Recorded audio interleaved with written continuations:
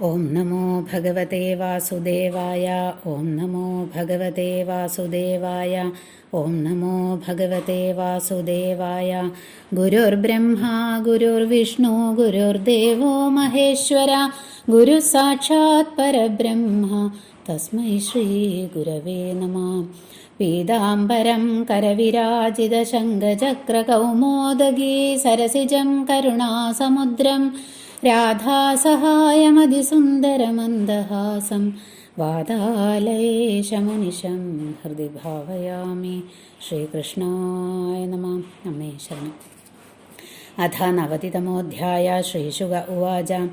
സുഖം സ്വപുര്യാം നിവസൻ ദ്വാരകായാം ശ്രിയപ്പതി സർവസമ്പൽ സമൃദ്ധായാം ജുഷ്ടായാം വൃഷ്ണിപുംഗവൈ സ്ത്രീഭിശ്ചോത്തമവേഷാഭിർനവയൗവനകാന്തിഭിः കന്ദുകാദിഭിർഹർമ്മ്യേഷു ക്രീഡന്തിഭിസ്തടിദ്യുഭിः നിത്യം സങ്കുലമാർഗായാം മദച്യുദ്ഭിർമദംഗജൈ സ്വലംകൃതൈ ഭടൈരശ്വൈരഥൈശ്ച കനകോജ്വലൈ ഉദ്യാനോപവനാഢ്യായാം പുഷ്പിതദ്രുമരാജിഷു നിർവിശൽഭൃംഗവിഹകൈർനാദിതായാം സമന്തതാം രേമേ ഷോഡശസാഹസ്രപത്നീനാമേകവല്ലഭ താവദ്വിചിത്രരൂപോऽസൗ തദ്ഗൃഹേഷു മഹർദ്ദിഷു പ്രോത്ഫുല്ലോത്പലകൽഹാരകുമുദാംഭോജരേണുഭിः വാസിതാമലतो യേഷു കൂജദ്വിജകുലേഷു ച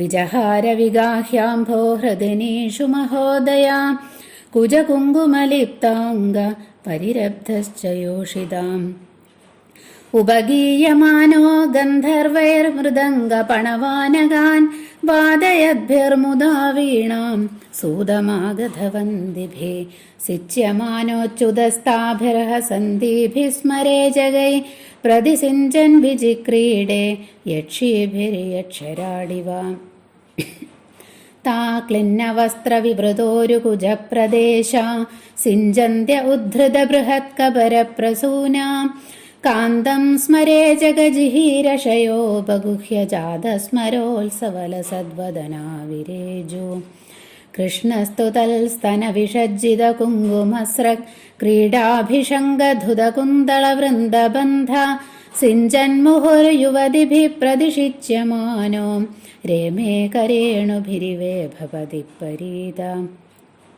നടാനാം നർത്തകീനാം ച ഗീതവാദ്യോപജീവിനാം ക്രീഡാലങ്കാരവാസാംസി കൃഷ്ണോദാത്തസ്യ ച സ്ത്രിയാം കൃഷ്ണസ്യൈവം വിഹരതോ ഗത്യാലാപേക്ഷിതസ്മിതൈ നർമ്മക്ഷ്വേളിപരിഷ്വംഗൈ സ്ത്രീണാം കില ഹൃദാ ധിയാ ഊജുർമുകുന്ദൈകധിയോ ഗിര ഉന്മത്തവജ്ജടം ചിന്തയന്ത്യോരവിന്ദാക്ഷം താനി മേ ഗദദശൃണു മഹിഷ്യൗജു കുരരിവിലപസി ത്വം വീതനിദ്രാനശേഷേ സ്വപിതി ജഗതി രാത്ര്യാമീശ്വരോ ഗുപ്തബോധ വയമിവ സഖി കച്ചിൽ ഗാഢനിർഭിന്നചേതാ നളിനനയനഹാസോദാരലീലേക്ഷിതേന നേത്രേ നിമീലൈസി നക്തമദൃഷ്ടബന്ധുസ്ത്വം രോരവീഷി കരുണം ബദ ചക്രവാഗി ദാസ്യം ഗദാ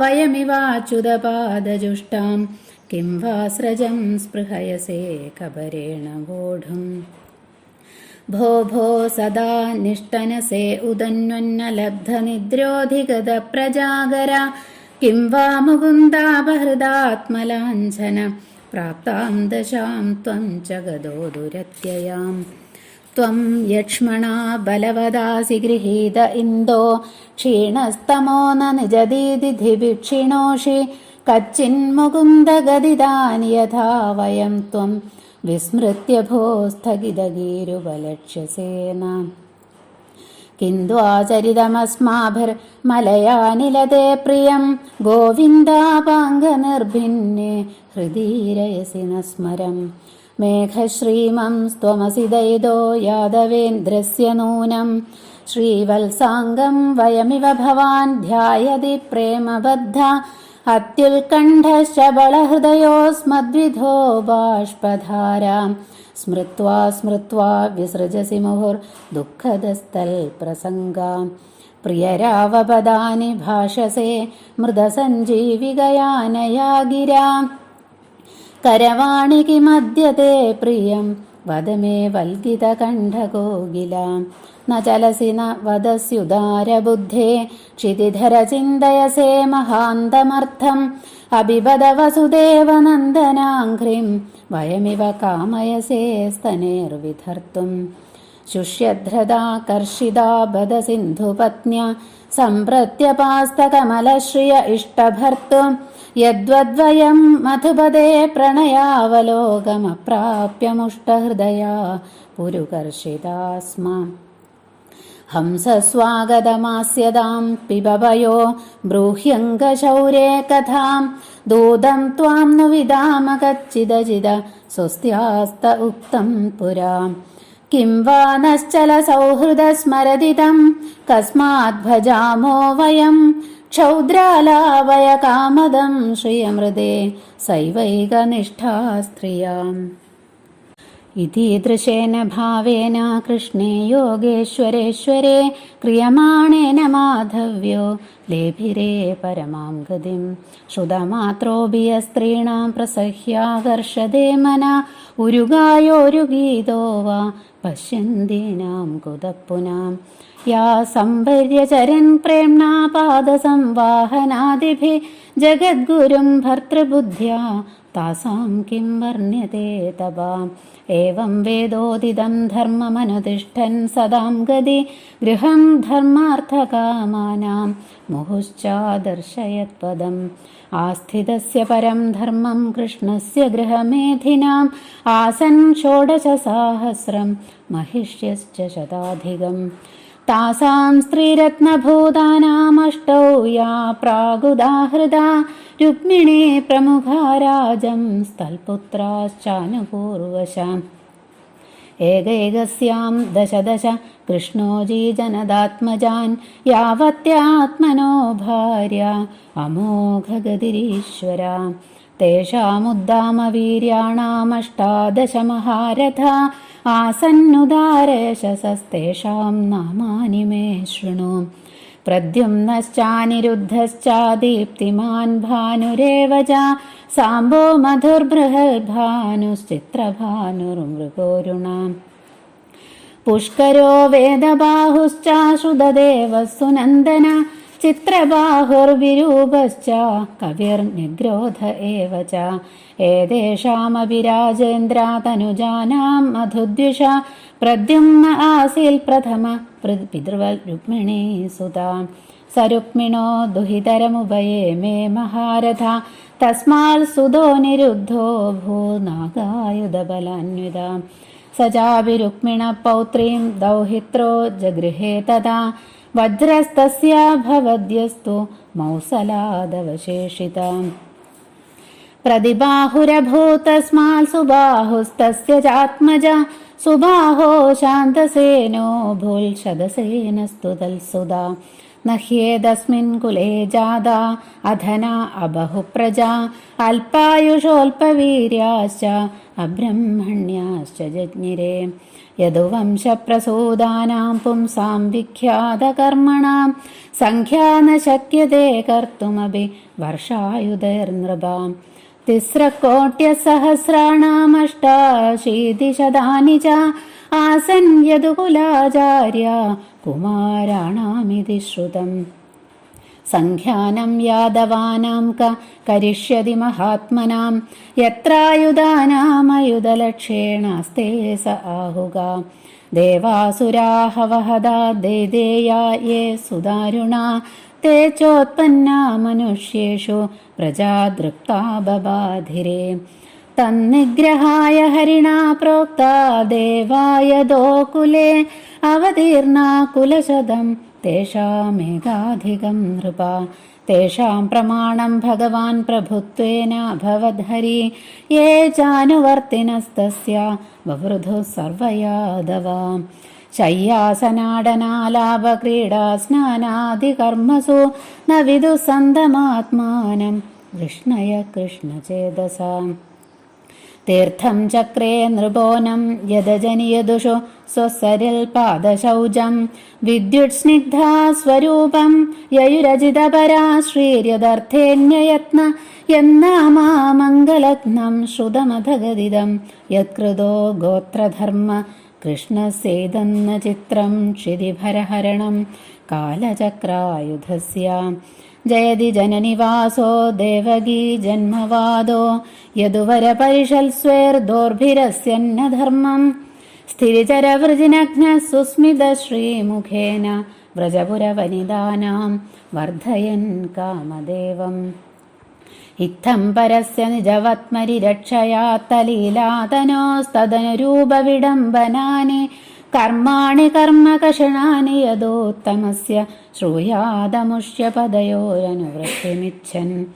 മർത്യസ്തയാനുസവമേധിതയാ മുകുന്ദ ശ്രീമൽകഥാശ്രവണകീർത്തനചിന്തയൈതി തദ്ധാമദുസ്തരകൃതാന്തജവാബവർഗം ഗ്രാമാദ്വനം ക്ഷിതിഭുജോഭിയയുര്യദർത്ഥ. ഇത് ശ്രീമദ്ഭാഗവതേ മഹാപുരാണേ പാരമഹംസ്യാം സംഹിതായാം ദശമസ്കന്ധേ ഉത്തരാർദ്ധേ ശ്രീകൃഷ്ണചരിതാനുവർണ്ണനം നാമ നവതിതമോऽധ്യായ. ഇത് ദശമസ്കന്ധസ്യോത്തരാർദ്ധ സമാപ്ത. സർവത്ര ഗോവിന്ദനാമ സങ്കീർത്തനം. ഗോവിന്ദ ഗോവിന്ദ.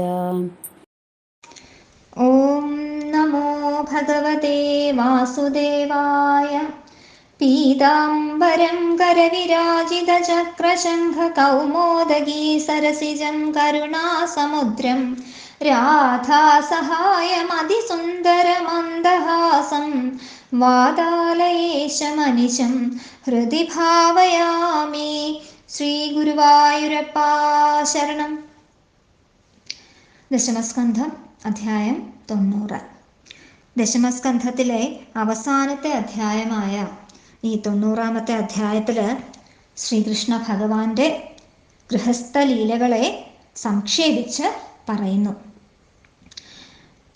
യദുവംശത്തിൻ്റെ അഭിവൃദ്ധിയും കീർത്തിയും വർണ്ണിക്കുന്നു.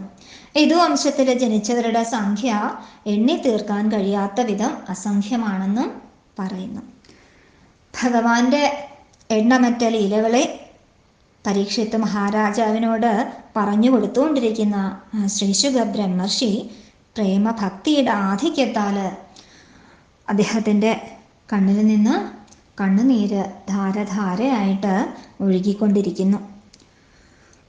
പണ്ഡിത പാമര വ്യത്യാസമില്ലാതെ ലോകത്തെ മുഴുവനും അനുഗ്രഹിക്കാനായി ഭഗവാൻ സ്വീകരിച്ച ഗാർഹസ്ഥ്യലീല പിന്നെയും ഓർത്തുകൊണ്ട് ശ്രീശുക ബ്രഹ്മർഷി പരീക്ഷിത്ത് മഹാരാജാവിനോട് പറയുകയാണ്.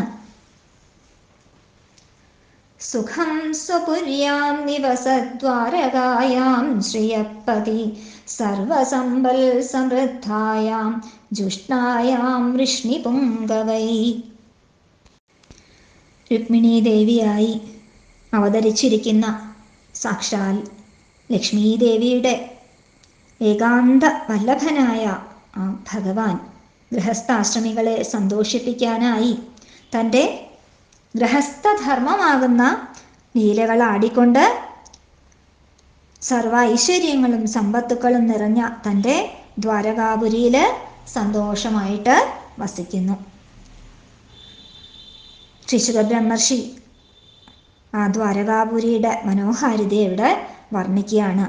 ആ ദ്വാരകാപുരിയിൽ അവിടെയുള്ള സ്ത്രീകളും പുരുഷന്മാരും എല്ലാവരും തന്നെ ഓരോ ദിവസവും മനോഹരമായിട്ടുള്ള വസ്ത്രാഭരണങ്ങളൊക്കെ മാറി മാറി ധരിക്കുന്നവരും, സ്ത്രീകൾ ദേവസ്ത്രീകളുടെ അവതാരമായതുകൊണ്ട് തന്നെ നവയൗവനമാർന്നവരും അതീവ ശോഭയാർന്നവരുമായിരുന്നു.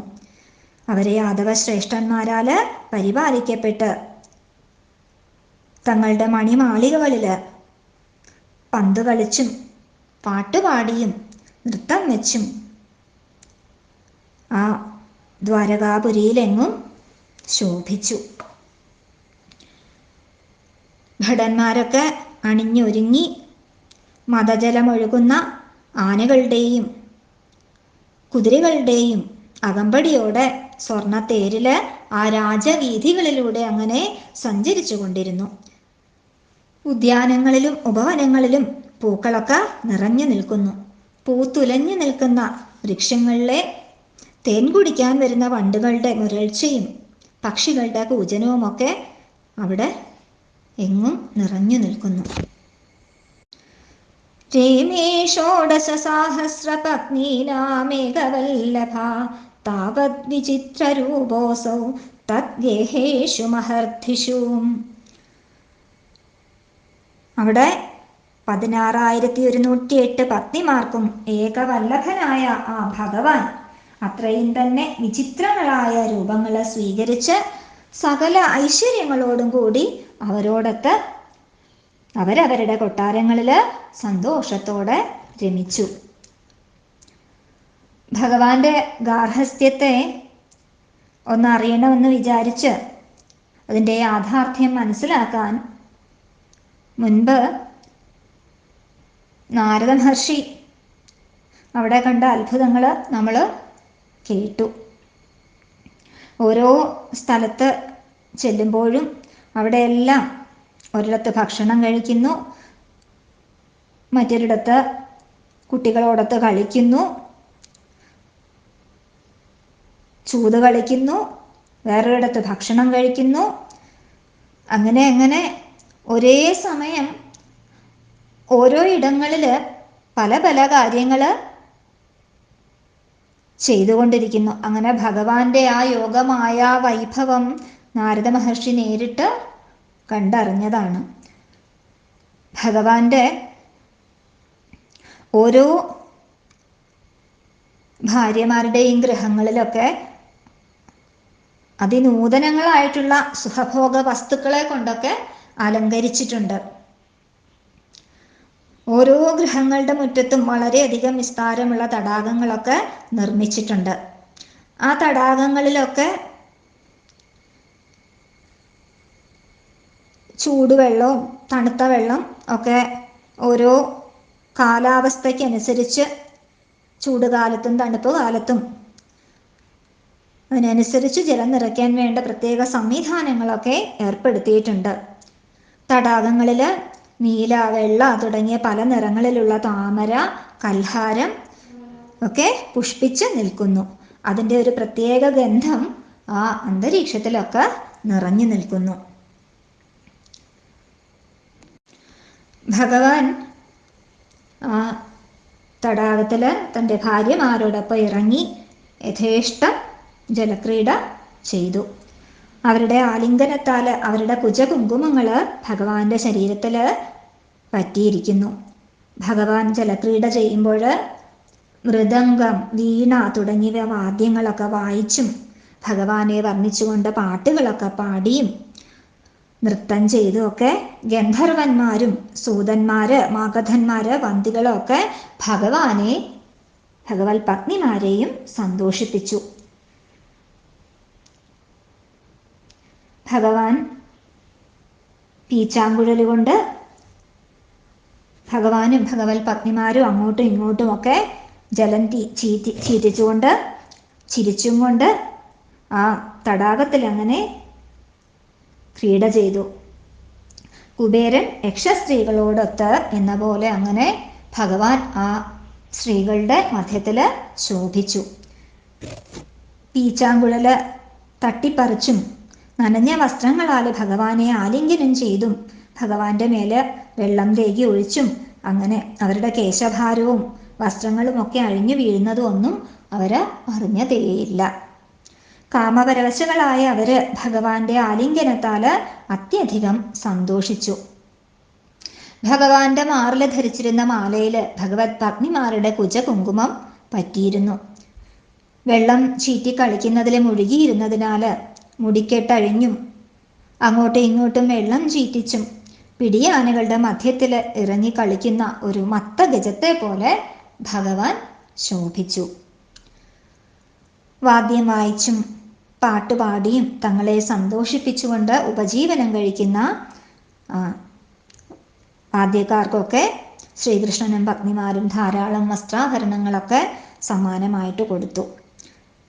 മാളികകളിലും തടാകങ്ങളിലും ഉദ്യാനത്തിലുമെല്ലാം പലവിധ കേളികൾ കൊണ്ട് തങ്ങളെ സന്തോഷിപ്പിക്കുന്ന ആ ശ്രീകൃഷ്ണന്റെ മനോഹരമായ നടത്തം, കടക്കൻ നോട്ടം, പുഞ്ചിരി, ഭഗവാന്റെ പരിഹാസം നിറഞ്ഞ വാക്കുകള്, നേരം പോക്കു പറച്ചിലുകള്, പിന്നിൽ നിന്നുള്ള ആലിംഗനവും ചുംബനവും ഒക്കെ തന്നെ ഭഗവത് പത്നിമാരുടെ മനസ്സിനെ വല്ലാതെ അപഹരിച്ചു. വൃന്ദാവനത്തിലെ ഗോപികമാരെ പോലെ തന്നെ ഭഗവാന്റെ അതിലാളനകള് ഏൽക്കാൻ സാധിച്ച രുക്മിണി തുടങ്ങിയ എല്ലാ ഭഗവത് പത്നിമാരും എല്ലായ്പ്പോഴും ശ്രീകൃഷ്ണനിൽ തന്നെ മനസ്സുറച്ചവരായിട്ട് തീർന്നു. ഭഗവാനെ പിരിഞ്ഞിരിക്കാനായിട്ട് അവർക്ക് നിമിഷ നേരം പോലും സാധിക്കാതെയായി. അവര് ഭഗവത് സ്മരണയില് ഉന്മത്തകളായി തീർന്നു. അവരുടെ ചിന്തയിലും പ്രവൃത്തിയിലുമെല്ലാം ഭഗവാൻ മാത്രമായിരുന്നു. അവർക്ക് ഭഗവാനെ പറ്റി ചിന്തിച്ച് ഉറക്കം പോലും നഷ്ടപ്പെട്ടു. അവര് പരസ്പരം വിചിത്രങ്ങളായ വാക്കുകള് പറഞ്ഞുകൊണ്ടിരുന്നു. രാത്രിയില് ഉറക്കെ ശബ്ദിച്ചുകൊണ്ടിരുന്ന കുരരി പക്ഷിയോട് അവര് ചോദിക്കുകയാണ്, ഭഗവാൻ ഗാഠമായ ഉറക്കത്തിലാണ്. ഭഗവാന്റെ ഉറക്കത്തിന് ഭംഗം വരുത്തുന്ന തരത്തില് ഈ രാത്രിയില് നീ എന്തിനാണ് ഇങ്ങനെ വിലപിക്കുന്നത്? നീ ഉറങ്ങുന്നില്ലേ? അതോ നീയും ഞങ്ങളെ പോലെ മനോഹരമായ ഭഗവാന്റെ താമരദളം പോലത്തെ കണ്ണുകളുടെ നോട്ടത്താലും പുഞ്ചിരിയാലും ഹൃദയം തകർന്നവളാണോ? നീ ഭഗവാനെ ചിന്തിച്ചാണോ കരയുന്നത്? ഇനി കുരരിയേക്കാളും ഉച്ചത്തില് കരയുന്ന ചക്രവാക പക്ഷിയോട് അവര് ചോദിക്കുകയാണ്, നീയും നിന്റെ പ്രിയതമനെ കാണാത്തത് കൊണ്ടാണോ ഇങ്ങനെ കണ്ണുകള് ചിമ്മി കരഞ്ഞുകൊണ്ടിരിക്കുന്നത്? അതോ നീയും ഭഗവാന്റെ ദാസീഭാവം പ്രാപിച്ചിരിക്കുന്ന ഞങ്ങളെ പോലെ ഭഗവാന്റെ പാദങ്ങളിൽ അർപ്പിച്ച മാല തലയിൽ ചൂടാനായിട്ട് ആഗ്രഹിക്കുന്നുണ്ടോ? അതിനു വേണ്ടിയിട്ടാണോ നീ ഇങ്ങനെ കരഞ്ഞുകൊണ്ടിരിക്കുന്നത്? സമുദ്രത്തോട് ചോദിക്കുകയാണ്, നീ ഇങ്ങനെ ഉറക്കമില്ലാതെ ഉച്ചത്തില് തിരയിളക്കി ശബ്ദമുണ്ടാക്കി കരയുന്നത് എന്തിനു വേണ്ടിയാണ്? ഞങ്ങളുടെ കുജകുങ്കുമവും അധരാമൃതവും മുകുന്ദനാല് അപഹരിക്കപ്പെട്ടു. അതീവ ദുഃഖിതകളായ ഞങ്ങളുടെ അവസ്ഥ നിനക്കും ഉണ്ടായോ? ചന്ദ്രനോട് ചോദിക്കുകയാണ്, നിനക്ക് എന്താണ് പറ്റിയത്? നീ ഇങ്ങനെ ദിനം പ്രതി ക്ഷയിച്ചുകൊണ്ടിരിക്കുന്നത് എന്താണ്? നീ ആകെ ക്ഷീണിച്ചല്ലോ. നിന്റെ രശ്മികൾക്ക് ഇരുട്ടകറ്റാനുള്ള ശക്തിയൊന്നും ഇല്ലാതായിരിക്കുന്നു. ഭഗവാന്റെ രഹസ്യ വാക്കുകളെ ഓർത്ത് ഞങ്ങളെ പോലെ തന്നെ നിനക്കും ശബ്ദിക്കാൻ കഴിയുന്നില്ലെന്ന് തോന്നുന്നു. അവര് മലയപർവ്വതത്തിൽ നിന്നും വീശുന്ന കാറ്റിനോട് ചോദിക്കുകയാണ്, അല്ലയോ കാറ്റേ, ഞങ്ങൾ നിന്നോട് എന്ത് അപരാധമാണ് ചെയ്തത്? ഭഗവാന്റെ കടക്കൺ നോട്ടം കൊണ്ട് മോഹാലസ്യപ്പെട്ടിരിക്കുന്ന ഞങ്ങളുടെ മനസ്സിൽ നിന്റെ കാറ്റ് ഏൽക്കുമ്പോൾ വീണ്ടും കാമാഗ്നി ജ്വലിക്കുന്നു. നിരപരാധികളായ ഞങ്ങളെ നീ എന്തിനാണ് ഇങ്ങനെ വേദനിപ്പിക്കുന്നത്? മേഘത്തോട് ചോദിക്കുകയാണ്, ഭഗവാന്റെ പ്രിയ സഖാവായിട്ടുള്ള മേഘമേ, ഭഗവാനില് അതിപ്രിയമുള്ളവർക്ക് മാത്രമേ ഭഗവത് സാരൂപ്യം ലഭിക്കുകയുള്ളൂ. ശ്യാമള നിറം കൊണ്ടും ദുഃഖത്തെ ഇല്ലാതാക്കുന്നത് കൊണ്ടും നീ ഭഗവാന്റെ സാരൂപ്യം പ്രാപിച്ചവനാണ്. നീയും ഞങ്ങളെ പോലെ തന്നെ ഭഗവാനിൽ തന്നെ അലിഞ്ഞു ചേർന്ന മനസ്സോടു കൂടിയവനായി ആ ശ്രീവത്സ ചിഹ്നം ധരിച്ചിരിക്കുന്ന ആ ഭഗവാനെ എല്ലായ്പ്പോഴും ധ്യാനിക്കുന്നു.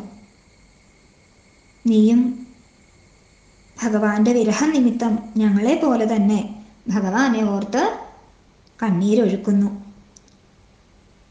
രാത്രിയുടെ അവസാനത്തില് കൂകുന്ന കുയിലിനോട് ചോദിക്കുകയാണ് അവര്, നീ ഈ മധുരമായ ശബ്ദത്തില് കൂകുന്നുണ്ടല്ലോ, മധുര വാക്കുകൾ കൊണ്ട് മരിച്ചവരെ പോലും ജീവിപ്പിക്കുന്ന ആ ഭഗവാനെ പോലെ നീയും മധുരമായിട്ട് സംസാരിക്കുന്നു. നിന്റെ സ്വരമാധുര്യം ഭഗവാന്റെ വാക്കുകളെ പോലെ മരിക്കാറായ ഞങ്ങളെ ജീവിപ്പിക്കുന്നു. അതുകൊണ്ട് നിനക്ക് ഞങ്ങൾ എന്ത് ഉപകാരമാണ് ഇപ്പോൾ ചെയ്യേണ്ടത്? പർവ്വതത്തോട് പറയാണ്, എല്ലാവരും ഉറങ്ങുന്ന ഈ രാത്രിയിൽ നിശബ്ദനായി ഒന്ന് ചലിക്കുക പോലും ചെയ്യാതെ നീ ഏതോ വലിയ കാര്യം ചിന്തിക്കുകയാണെന്ന് ഞങ്ങൾക്ക് തോന്നുന്നു. നീ പുരുഷാർത്ഥങ്ങളെ പറ്റി ചിന്തിക്കുകയാണോ? അതോ നീയും ഞങ്ങളെ പോലെ പരമപുരുഷാർത്ഥങ്ങളെ നൽകുന്ന ആ ഭഗവാന്റെ പാദങ്ങളെ ധരിക്കുവാന് ആഗ്രഹിക്കുന്നുണ്ടോ? കഷ്ടം തന്നെ, നീയും ഞങ്ങളെ പോലെ ദുഃഖിക്കുകയാണല്ലോ. ഇനി വേനൽക്കാലത്ത് വറ്റി വരണ്ടു കിടക്കുന്ന ആ നദികളോടൊക്കെ ചോദിക്കുകയാണ്, മഹാനദികളെ, നിങ്ങളുടെ പ്രിയപ്പെട്ട ഭർത്താവായ ആ സമുദ്രത്തിൻ്റെ ദർശനം ആ മേഘങ്ങൾ മുഖേന ലഭിക്കാത്തത് കൊണ്ടാണോ ഇങ്ങനെ മെലിഞ്ഞ് ഉണങ്ങിയിരിക്കുന്നത്? ഭഗവാന്റെ കടാക്ഷം ലഭിക്കാതെ ദുഃഖിതരായിരിക്കുന്ന ഞങ്ങളുടെ അവസ്ഥ തന്നെയാണല്ലോ നിനക്കും.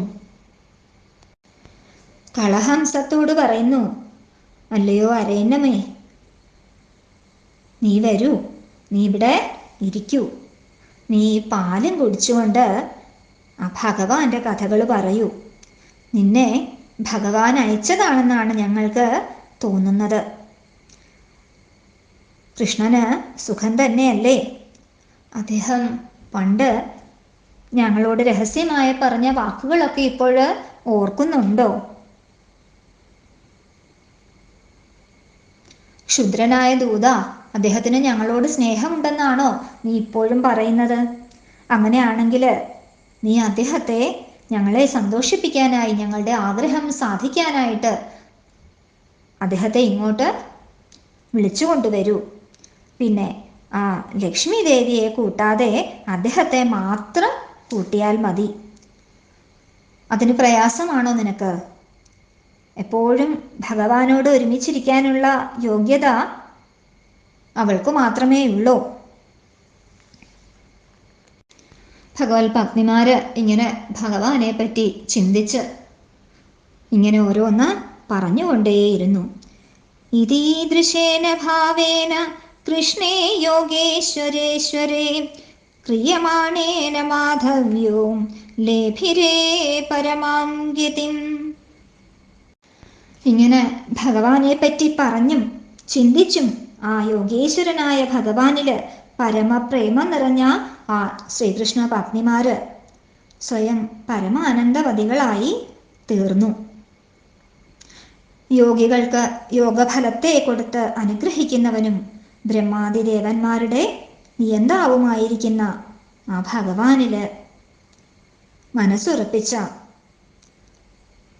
ആ കൃഷ്ണപത്നിമാർക്ക് ജന്മസാഫല്യം സിദ്ധിച്ചു. കൃഷ്ണപത്നിമാർക്ക് ആ ഭഗവാനോടുള്ള അനുരാഗം വറുത്ത വിത്തെന്ന പോലെ ജനന മരണങ്ങളെ ഇല്ലാതാക്കി അവർക്ക് യോഗികൾക്ക് കൂടി ദുർലഭമായ പരമഗതിയെ കൊടുത്തു. ആ മാധവ പത്നിമാരായിട്ടുള്ള അവര് പരമഗതിയെ പ്രാപിച്ചു. കൃഷ്ണകഥകള് ഒരിക്കലും കേൾക്കാനിടയായാൽ തന്നെ സ്ത്രീകളുടെ മനസ്സ് ഭഗവാനിൽ ആകൃഷ്ടമാകും. അപ്പോൾ പിന്നെ എല്ലായ്പ്പോഴും ഭഗവാനെ കണ്ടുകൊണ്ടിരിക്കുന്ന അവരുടെ കാര്യം പറയാനുണ്ടോ?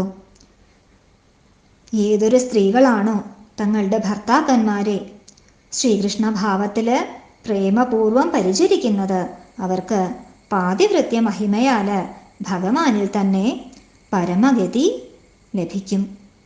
അപ്പോൾ പിന്നെ ജഗദ്ഗുരുവായ ആ ഭഗവാനെ തന്നെ ഭർത്തൃഭാവത്തിൽ പരിചരിച്ച് സേവിച്ച ആ കൃഷ്ണപത്നിമാരുടെ തപസ് എങ്ങനെ വർണ്ണിക്കാൻ കഴിയും? അവര് പരമധന്യകൾ തന്നെ. ഇപ്രകാരം വേദത്തിൽ നിശ്ചയിച്ചിരിക്കുന്ന പ്രകാരമുള്ള ആ ഗൃഹസ്ഥാശ്രമധർമ്മത്തെ വിധി പോലെ സ്വയം അനുഷ്ഠിച്ച് ധർമ്മം, അർത്ഥം, കാമം എന്നീ 3 പുരുഷാർത്ഥങ്ങളെയും സമ്പാദിക്കാനുള്ള സ്ഥാനമാകുന്നു ഗൃഹസ്ഥാശ്രമം എന്ന് ഭഗവാൻ സാധാരണ ജനങ്ങൾക്ക് കാട്ടിക്കൊടുത്തു. ഗൃഹസ്ഥന്മാരുടെ പരമധർമ്മം അനുഷ്ഠിക്കുന്ന ഭഗവാന് 16,100 സ്ത്രീകള് സാധാരണ പത്നിമാരുടെ സ്ഥാനത്തും, അവരെ കൂടാതെ രുക്മിണി, സത്യഭാമ, ജാംബവതി, സത്യ, ഭദ്ര, കാളിന്തി, മിത്രവിന്ദ, ലക്ഷ്മണ തുടങ്ങി 8 പത്നിമാരും കൂടി 16,108 പത്നിമാര് ഉണ്ടായിരുന്നു. അവരില് ഓരോരുത്തരിലും ഭഗവാന് 10 പുത്രന്മാര് ഉണ്ടായി. 1,61,080 പുത്രന്മാര്. അവരില് 18 പേര് മഹാരഥന്മാരായിരുന്നു. അവരാണ് പ്രദ്യുമ്നൻ, അനിരുദ്ധൻ, സാമ്പൻ, ദീപ്തിമാൻ, ഭാനു, മധു, ബൃഹദ്ഭാനു, ചിത്രഭാനു, ഹൃഗൻ, അരുണൻ, പുഷ്കരൻ, വേദബാഹു, ശ്രുതദേവൻ, സുനന്ദൻ, ചിത്രബാഹു, വിരൂപൻ, കവി, നെഗ്രോധൻ എന്നിവര്. കൃഷ്ണപുത്രന്മാരില് ഒന്നാമനായിരുന്നു രുക്മിണി പുത്രനായ പ്രദ്യുമ്നൻ. പ്രദ്യുമ്നൻ അമ്മാവൻ രുക്മിയുടെ പുത്രിയെ വിവാഹം കഴിച്ചു. പ്രദ്യുമ്നന് അനിരുദ്ധൻ എന്ന പുത്രനുണ്ടായി. അദ്ദേഹത്തിന് 10,000 ആനകളുടെ ശക്തിയുണ്ടായിരുന്നു. അദ്ദേഹം രുക്മിയുടെ പൗത്രിയെ വിവാഹം കഴിച്ചു. അവളില് അനിരുദ്ധന് ഉണ്ടായ പുത്രനാണ് വജ്രൻ.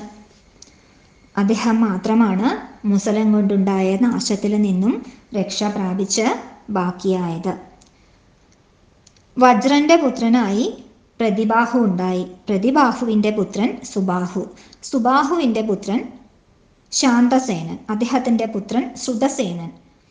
അങ്ങനെ ഈ യാദവ കുലത്തിൽ ജനിച്ചവരെല്ലാവരും തന്നെ ധനസമൃദ്ധി ഉള്ളവരും അനേകം സന്താനങ്ങളോട് കൂടിയവരുമായിരുന്നു. ആയുസ്സും വീര്യവും ബ്രാഹ്മണ ഭക്തിയും ഒക്കെ ഉള്ളവരായിരുന്നു. ശ്രീ ശുക ബ്രഹ്മർഷി പറയുകയാണ്, ഈ യദുവംശത്തിൻ്റെ എണ്ണം വർഷങ്ങൾ എടുത്താലും എണ്ണി തിട്ടപ്പെടുത്താനായിട്ട് സാധിക്കില്ല. അത്രയ്ക്ക് വിപുലമായിരുന്നു ഭഗവാന്റെ വംശം. യദുവംശത്തിൽ ജനിച്ച കുട്ടികളെ പഠിപ്പിച്ച ആചാര്യന്മാരുടെ എണ്ണം തന്നെ 3,88,00,000 എന്ന് പറയുന്നു. ആചാര്യന്മാര് മാത്രം ഇത്രയും. അപ്പോൾ കുട്ടികളുടെ എണ്ണം എത്രയായിരിക്കും? മാത്രമല്ല ഗൃഹസ്ഥാശ്രമം സ്വീകരിച്ച യുവാക്കന്മാരും വൃദ്ധന്മാരും ഒക്കെ അടക്കം യാദവരുടെ അംഗസംഖ്യ ഊഹിക്കാൻ പോലും കഴിയില്ല എന്ന് പറയുന്നു. കോടാനുകോടി ജനങ്ങളുടെ രാജാവായിട്ട് ഉഗ്രസേന മഹാരാജാവ് വസിച്ച ദ്വാരകയില് മഹാത്മാക്കളായ ആ യാദവന്മാരുടെ സംഖ്യ കണക്കാക്കാൻ ആർക്കും തന്നെ സാധിക്കില്ല. മുൻപ് ദേവാസുര യുദ്ധത്തിൽ മരിച്ച അസുരന്മാര് മനുഷ്യരിൽ വന്ന് ജനിച്ച് അഹങ്കാരികളായിട്ട് ജനങ്ങളെ ഉപദ്രവിച്ചു തുടങ്ങിയപ്പോൾ അവരെ വധിക്കാനായിട്ട് ഭഗവാന്റെ ആജ്ഞപ്രകാരം ദേവന്മാര് യദുകുലത്തിൽ വന്ന് ജനിച്ചു. അങ്ങനെ ജനിച്ച ആ ദേവന്മാരുടെ 101 കുലം യദുവംശത്തിലുണ്ടെന്ന് പറയുന്നു. അവരുടെ നാഥനായി യദുകുലത്തിൽ വന്ന് ജനിച്ച ഭഗവാൻ ശ്രീഹരിയാകുന്നു ആ യാദവന്മാരുടെ സർവ പ്രമാണം. ഭഗവാന്റെ അനുയായികളായിട്ടുള്ള സകല യാദവന്മാരും ധനധാന്യ സമൃദ്ധിയുള്ളവരായിട്ട് തീർന്നു. ശ്രീ ശുക ബ്രഹ്മർഷി ഭഗവാനോടൊപ്പം സദാ രമിക്കുന്ന ആ യാദവന്മാരുടെ മഹിമയെ പറ്റി പറയുകയാണ്. ഭഗവാനിൽ തന്നെ മനസ്സുറപ്പിച്ച ആ യാദവന്മാര് കിടക്കുമ്പോഴും ഇരിക്കുമ്പോഴും നടക്കുമ്പോഴും സംഭാഷണം ചെയ്യുമ്പോഴും കളിക്കുമ്പോഴും കുളിക്കുമ്പോഴും എല്ലാം അവരെ തന്നെ മറന്നു. സർവ പ്രവൃത്തികൾ ചെയ്യുമ്പോഴും അവരുടെ മനസ്സ് ഭഗവാനിൽ മാത്രമായിരുന്നു. ഇങ്ങനെ ഭഗവാൻ യാദവ കുലത്തില് അവതരിച്ച് ഭൂമിയിലുള്ള കുറേ ദുഷ്ടന്മാരെ യദുക്കളെ കൊണ്ട് കൊല്ലിച്ചും കുറേ പേരെ ഭഗവാനും വധിച്ചു. അങ്ങനെ ഭഗവാൻ ഭൂമിയുടെ ഭാരത്തെ ഇല്ലാതാക്കി എന്ന് ശ്രീശുക ബ്രഹ്മർഷി പരീക്ഷിത് മഹാരാജാവിനോട് പറഞ്ഞപ്പോൾ അത് കേട്ട് ആശ്ചര്യപ്പെട്ടു നിന്ന രാജാവിനോട് ശ്രീശുക ബ്രഹ്മർഷി പറയാണ്, ശ്രീകൃഷ്ണ ഭഗവാന്റെ ആ മാഹാത്മ്യം ആലോചിക്കുമ്പോൾ ഈ ഭൂഭാരഹരണമൊക്കെ ഭഗവാന് എത്രയോ ചെറിയ ഒരു പ്രവൃത്തി മാത്രമാണ്. മുമ്പ് ഈ ഭൂമിയിൽ സർവതീർത്ഥങ്ങളിലും വെച്ച് ഉത്കൃഷ്ടമായിരുന്നത് ഗംഗാനദിയായിരുന്നു. ഭഗവാന്റെ പാദതീർത്ഥമായതുകൊണ്ടാണ് ഗംഗയ്ക്ക് ആ ശ്രേഷ്ഠതയുണ്ടായിരുന്നത്. എന്നാൽ ആ ശ്രീകൃഷ്ണ അവതാരം വന്നതോടുകൂടി എങ്ങും നിറഞ്ഞു നിൽക്കുന്ന ഭഗവാന്റെ കീർത്തിരൂപമായ തീർത്ഥം ജനഹൃദയങ്ങളെ പരിശുദ്ധമാക്കുന്ന തീർത്ഥസ്നാനമായിട്ട് ഭവിച്ചിരിക്കുന്നു. ഗംഗാതീർത്ഥത്തെ പോലും ഭഗവാന്റെ കീർത്തി നിസ്സാരമാക്കി. ഗംഗാതീർത്ഥം എല്ലാവർക്കും സുലഭമല്ല, എന്നാൽ ഭഗവാന്റെ കീർത്തിരൂപമായ തീർത്ഥം എല്ലായിടത്തും എല്ലായ്പ്പോഴും എല്ലാവർക്കും സുലഭമാണ്.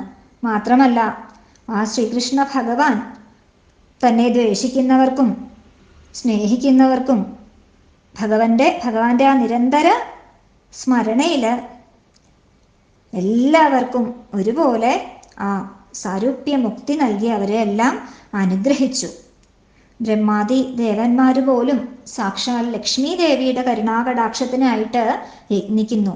എന്നാൽ ആ ലക്ഷ്മി ദേവി ആകട്ടെ ആ ശ്രീകൃഷ്ണ ഭഗവാനെ തന്നെ സദാ സേവിച്ചു കൊണ്ടിരിക്കുന്നു.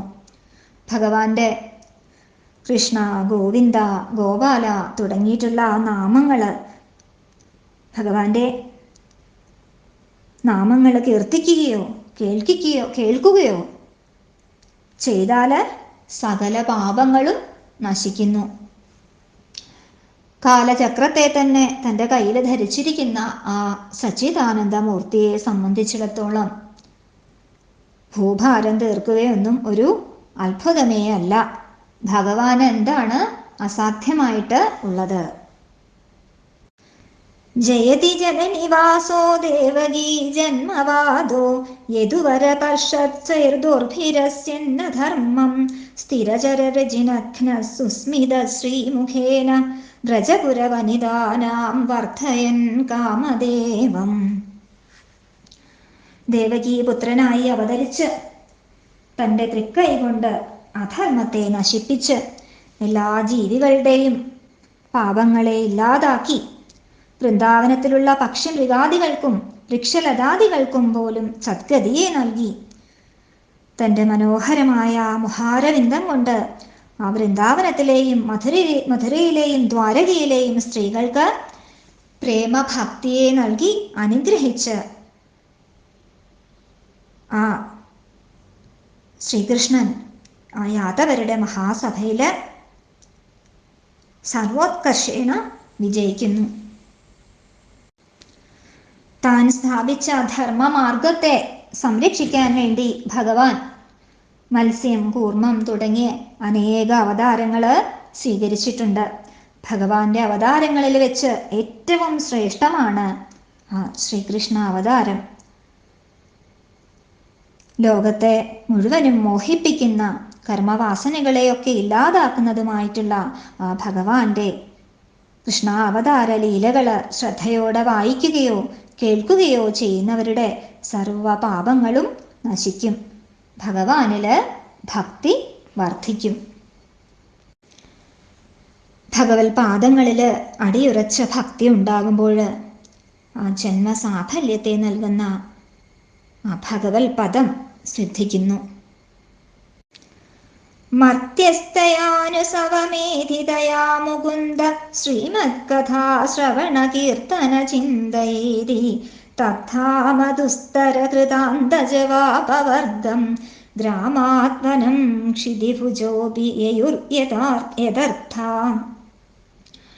മുക്തിദായകനായ ഭഗവാന്റെ ആനന്ദപ്രദമായിട്ടുള്ള ആ കഥകള് കേൾക്കുക, കീർത്തിക്കുക, അർത്ഥം മനസ്സിലാക്കുക ഒക്കെ ചെയ്യുന്ന മനുഷ്യൻ അന്ധകന്റെ ശക്തിയെ പോലും നശിപ്പിക്കുന്ന ഭഗവാന്റെ സ്ഥാനം പ്രാപിക്കുന്നു. മഹാരാജാക്കന്മാര് പോലും ഭഗവത് പദത്തെ ആഗ്രഹിച്ച് സർവ്വതും ഉപേക്ഷിച്ച് വനത്തില് ചെന്നിരുന്ന് ഭഗവത് കഥകളെ കേൾക്കുന്നു.